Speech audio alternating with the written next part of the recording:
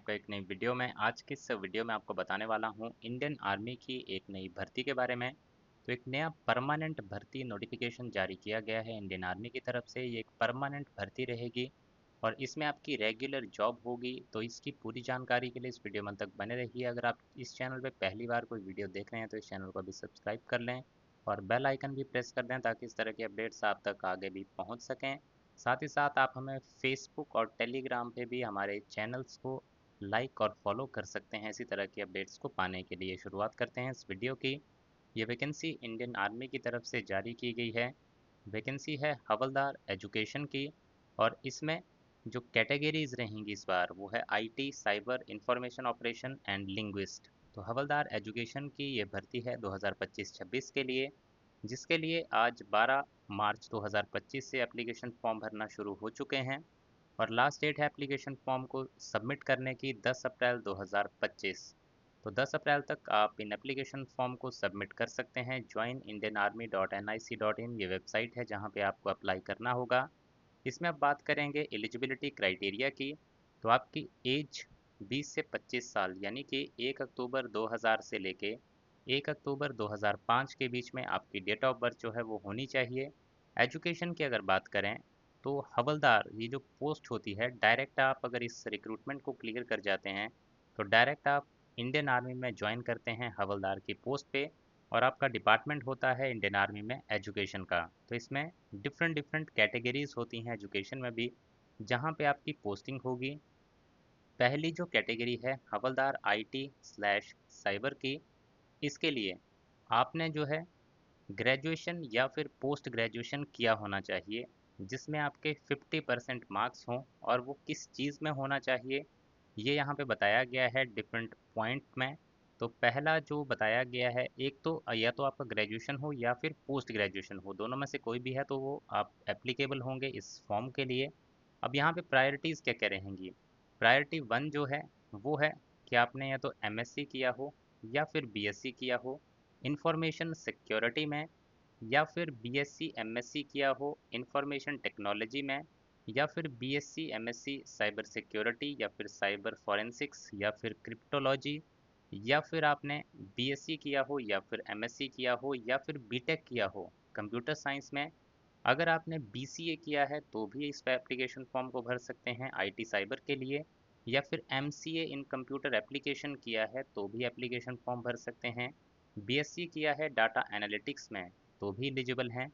Data science में किया है तो भी एलिजिबल हैं और एआई एंड एमएल में किया है तो भी एलिजिबल हैं। देन इसके बाद प्रायोरिटी टू जो रहेगी वो रहेगी अगर किसी ने बीए किया है, किसी ने एमए किया है, किसी ने बीएससी किया है या फिर किसी ने एमएससी किया है मैथमेटिक्स में, वो भी इस एप्लीकेशन फॉर्म को भर सकते हैं। या किसी ने बीएससी या फिर एमएससी किया है फिजिक्स और केमिस्ट्री में, वो भी एप्लीकेबल हैं। या फिर किसी ने बीई और बीटेक किया है इलेक्ट्रॉनिक्स में, वो भी इसके लिए एलिजिबल हैं। अब यहाँ पे एक चीज़ क्या होगी कि बोनस मार्क्स दिए जाएंगे। कितने नंबर दिए जाएंगे? 30 नंबर। और ये कब दिए जाएंगे? फाइनल मेरिट जब बनेगी। और ये किस कैंडिडेट को दिए जाएंगे? जो प्रायोरिटी 1 क्वालिफिकेशन वाले होंगे हवलदार आईटी साइबर के लिए। अगर आपने हवलदार आईटी साइबर के लिए अप्लाई किया है और आप इस क्वालिफिकेशन इस प्रायोरिटी 1 क्वालिफिकेशन में आते हैं तो आपको फाइनल मेरिट के समय में 30 नंबर एक्स्ट्रा दिए जाएंगे। प्रायोरिटी 2 वाले जो होंगे ये भी एप्लीकेशन फॉर्म भर सकते हैं लेकिन इनको ये बोनस के 30 नंबर नहीं दिए जाएंगे। इसके बाद है हवलदार इंफॉर्मेशन ऑपरेशंस। इसमें भी ग्रेजुएशन किया हो या फिर पोस्ट ग्रेजुएशन किया हो 50% के साथ। तो इसमें जो आपकी एलिजिबिलिटी रहेगी, प्रायोरिटी 1 की बात करेंगे जिनको 30 नंबर जो हैं बोनस के दिए जाएंगे इसके लिए भी। तो प्रायोरिटी 1 जिनका भी रहेगा जिस भी पोस्ट के लिए अप्लाई कर रहे हैं हवलदार की, उनको 30 नंबर जो हैं वो दिए जाएंगे। तो इसमें जो प्रायोरिटी 1 है वो है या तो आपने बीएससी एमएससी किया हो आईटी में, या फिर बीटेक एमएससी बीएससी किया हो कंप्यूटर साइंस, या बीए एमए किया हो mass communication, journalism, psychology, sociology, public administration, political science, military study and defence management में। तो ये रहेंगे प्रायोरिटी 1 में। प्रायोरिटी 2 में कौन कौन रहेगा?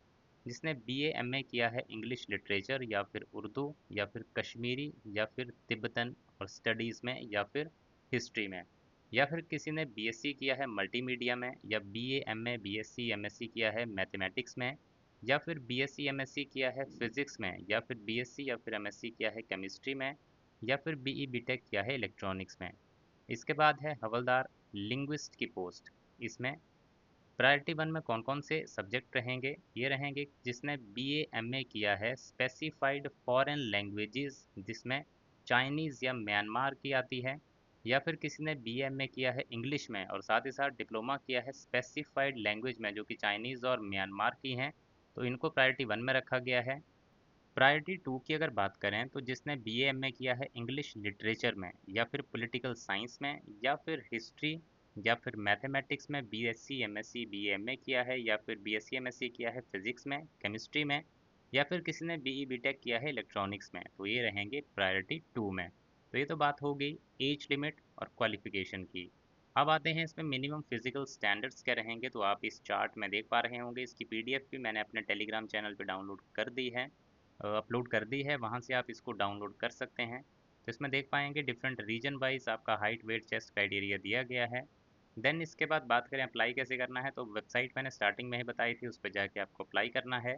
जब आप एप्लीकेशन फॉर्म भरेंगे तो वन टाइम 250 रुपये की एप्लीकेशन फ़ीस आपको पे करनी होगी जब आप एप्लीकेशन फॉर्म्स जो हैं वो सबमिट कर रहे होंगे।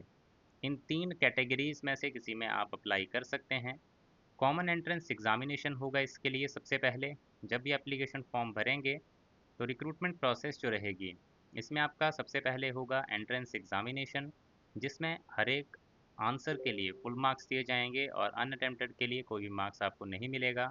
पेपर पैटर्न की अगर बात करें इसमें, तो इसमें आपका जो है रिटन एग्ज़ाम, उसमें पेपर वन और पेपर टू कंडक्ट होगा। पेपर वन जो रहेगा उसमें होगा general awareness, general English, mathematical aptitude and reasoning. इसके होंगे 50 क्वेश्चन 50 नंबर के, हर एक क्वेश्चन 1 नंबर का रहेगा। पेपर टू जो रहेगा इसमें, वो रहेगा स्पेसिफिक सब्जेक्ट जो आपने पढ़ाई की है उस रिस्पेक्टिव ट्रेड के लिए, उस रिस्पेक्टिव ट्रेड के क्वेश्चंस पूछे जाएंगे 100 नंबर के लिए। पेपर वन को टाइम दिया जाएगा 1 घंटे का, पेपर टू को दिया जाएगा 2 घंटे का, और टोटल 3 घंटे का पेपर जो है आपका ये कंडक्ट होगा। ज़रूरी है कि पेपर वन और पेपर टू में आपके दोनों में ही 40-40% मार्क्स जो हैं वो होने चाहिए, तभी आपको फिज़िकल फिटनेस टेस्ट के लिए बुलाया जाएगा। फिज़िकल फिटनेस टेस्ट में आने से पहले आपको ये सभी डॉक्यूमेंट्स जो हैं ये प्रिपेयर करने होंगे, क्योंकि ये सारे डॉक्यूमेंट्स जो हैं आपके चेक होंगे। जिसमें आपका admit card, photograph, character certificate, educational certificate, affidavit, सारी चीज़ें आपके पास होनी चाहिए। देन फिज़िकल फिटनेस टेस्ट होगा, जिसमें 1600 मीटर की रनिंग होगी, पुलअप्स आपको करने होंगे मिनिमम 6, जिगजैग बैलेंस होगा, 9 फीट डिच होगा। जो इसको क्लियर कर जाएगा उसका होगा फिर adaptability test. Then medical examination होगा आपका, और फाइनल में फाइनल मेरिट लिस्ट जो है आपकी जारी की जाएगी। लेकिन उससे पहले जब आपका मेडिकल टेस्ट हो जाएगा उसके बाद आपका होगा aptitude skill test and personal interview, और ये जो है आपका कंडक्ट होगा पंचमढ़ी मध्य प्रदेश में, जो कि AEC training college and centre है इंडियन आर्मी का। इसके बाद आपकी फाइनल मेरिट लिस्ट जारी होगी। फाइनल मेरिट लिस्ट जारी होगी, जो आपके रिटर्न में मार्क्स होंगे और जो आपके इंटरव्यू में मार्क्स होंगे उन दोनों को मिला के आपकी फाइनल मेरिट लिस्ट जो है वो प्रिपेयर की जाएगी। ये आपकी एक परमानेंट भर्ती रहने वाली है। जैसे पहले रेगुलर भर्तियां की जाती थी इंडियन आर्मी में, वैसे ही इसमें सारी प्रोसेस रहने वाली है। सारे बेनिफिट्स आपको वैसे ही दिए जाएंगे, रिटायरमेंट बेनिफिट्स उसी तरह के रहेंगे, सारी चीज़ें वैसी ही मिलेंगी आपको। तो इस फॉर्म को ज़रूर सबमिट करिए अगर आप इसके लिए एलिजिबल हैं।